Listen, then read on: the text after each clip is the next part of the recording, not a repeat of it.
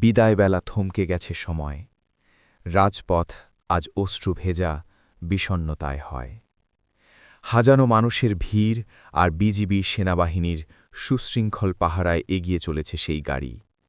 প্রিয় নেত্রীকে শেষবারের মতো দেখতে আজ জনসমুদ্রের এই হাহাকার।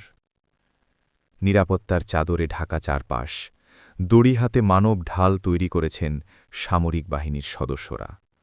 প্রতিটি ধাপে যেন লুকিয়ে আছে এক দীর্ঘ রাজনৈতিক সংগ্রামের ইতিহাস।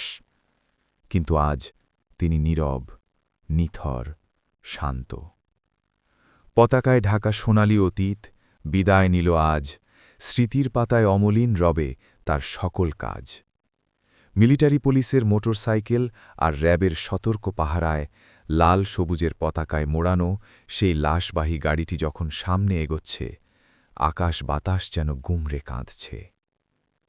কোটি প্রাণের প্রিয় এই মুখটি আজ পাড়ি দিচ্ছেন না ফেরার দেশে।